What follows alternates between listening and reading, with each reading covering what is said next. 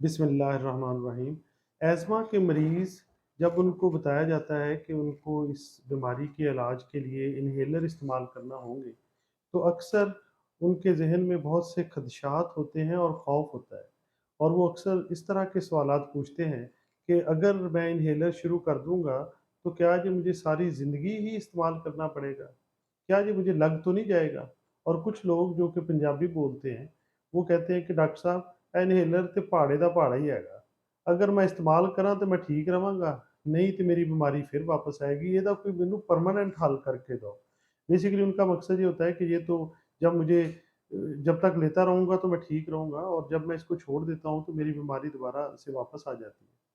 तो इस तरह के मुख्तलिफ खदशात होते हैं। कुछ लोग तो कहते हैं कि हमारे किसी पड़ोसी को या हमारे जानने वाले को एक दफ़ा इन्हेलर शुरू किया तो बाद में फिर उसकी बीमारी और किसी दवाई पे ठीक ही नहीं हुई। तो इस तरह के बहुत से खदशात होते हैं। तो किसी भी क्लिनिशियन को जो कि अज़मा के पेशेंट को देखता है, डेली प्रैक्टिस में ऐसे बहुत से सवालों का जवाब देना पड़ता है। और ऐसे पेशेंट के ऐसे बहुत से खदशात को दूर करना पड़ता है। इसके बाद ही फिर आप मरीज़ की एक बेहतरीन और स्टैंडर्ड पे जो ट्रीटमेंट है, वो आप उसको दे सकते हैं और पेशेंट भी फिर उसको लेता है। तो सबसे पहले बात करते हैं कि इन्हेलर क्या आपको लग जाते हैं या नहीं लगते? तो देखें अगर तो आपकी बीमारी सिर्फ़ सीज़नल है, तो फिर तो इन्हेलर लगने का कोई भी चांस नहीं है। सीज़न में जब आपको ज़रूरत पड़ेगी, आप इन्हेलर इस्तेमाल करेंगे। और इन्हेलर में अब जो अद्वियात इस्तेमाल होती हैं, उसमें जो सबसे बेहतरीन अद्वियात हैं, वो इन्हेल्ड कॉर्टिकोस्टेरॉइड और ब्रोंकोडायलेटर्स का कॉम्बिनेशन है, जो कि इन्हेलर के ज़रिए दिया जाता है। ये लेटेस्ट जो जीना की गाइडलाइंस हैं, उनके मुताबिक है। तो ये दवाई जब आप लेते हैं, तो एक तो ये दवाई सीधी आपकी साँस की नाली में जाती है।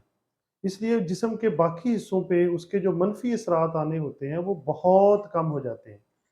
बजाय इसके कि आप ओरल दवाइयाँ खाएँ, उनमें ये मनफ़ी असरात ज़्यादा होंगे, क्योंकि वो दवाइयाँ आपके मैदे में जाएँगी, हज़म होंगी और ब्लड में शामिल होंगी और जहाँ-जहाँ पे ब्लड जाएगा, वहाँ-वहाँ पे उसके साइड इफ़ेक्ट होने के चांस हैं। लेकिन अगर आप इन्हेल्ड फ़ॉर्म में कोई दवाई ले रहे हैं, तो वो दवाई सिर्फ़ साँस की नाली के अंदर जाएगी, सिर्फ़ एयरवेज़ में जाएगी और बाकी जिस्म पे उसके कोई साइड इफ़ेक्ट होने के खदशात कम से कम हैं। दूसरी बात कि ये जो दवाइयाँ हम इन्हेलर की फ़ॉर्म में देते हैं, ये माइक्रोग्राम्स में होती हैं, जबकि बाकी अद्वियात आप देखते हैं वो मिलीग्राम्स में होती हैं। क्योंकि दवाई सिर्फ़ आपकी साँस की नाली में जा रही है, तो आपको बहुत थोड़ी-सी दवाई से बहुत ज़्यादा फ़ायदा हो रहा होता है। एज़मा को समझने के लिए कि एज़मा है क्या? बेसिकली एज़मा एयरवेज़ की क्रोनिक इन्फ्लेमेशन है। इसे कहा जाता है, इसकी कैरेक्टरिस्टिक है कि क्रोनिक एयरवे इन्फ्लेमेशन। और इसको आप कह सकते हैं कि साँस की नालियों की सोज़श। और इसकी जो अलामात हैं, जिन अलामात की वजह से ये डिफ़ाइन होती है, उसमें एक है व्हीज़िंग, साँस में और सीने से सीटी जैसी आवाज़ का आना। दूसरी अलामत है शॉर्टनेस ऑफ ब्रेथ, जिसको आप साँस का फूलना, साँस का चढ़ना, साँस खराब होना कह सकते हैं। तीसरी है चेस्ट टाइटनेस, यानी कि आपके सीने का जकड़ापन होना, सीने का टाइट होना। और एक है कॉफ़, खाँसी। खाँसी ज़्यादातर खुश्क होती है लेकिन बलगम वाली भी हो सकती है। इन सारी अलामात का बेहतरीन कंट्रोल इन्हेल्ड कॉर्टिकोस्टेरॉइड और ब्रोंकोडायलेटर्स से होता है, जो कि आपको इन्हेलर की शक्ल में दी जाती है। तो इन्हेलर्स की मुख्तलिफ टाइप्स हैं। आपको डॉक्टर मुख्तलिफ किस्म के इन्हेलर प्रोवाइड कर देगा, उनकी टाइप प्रोवाइड करेगा और आप उसमें से चूज़ कर सकते हैं कि आपने एक जो एमडीआई होता है, जिसको प्रेशर्ड मीटर-डोज़ पीएमडीआई भी कहते हैं, मीटर-डोज़ इन्हेलर है वो। उसके आगे स्पेसर लगा के अगर आपको ज़्यादा आसान लगता है तो आप वो इस्तेमाल करें।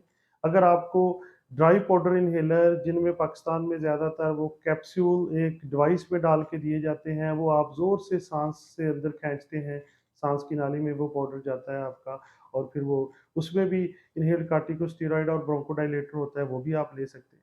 तो आपके डॉक्टर आपको मुख्तलिफ दवाइयाँ ऑफ़र करेंगे, मुख्तलिफ किस्म की डिवाइसेज़ में। तो आप उनमें से जो आपको बेहतर लगे कि आप आसानी से ले सकते हैं, उसे आप चूज़ कर सकते हैं।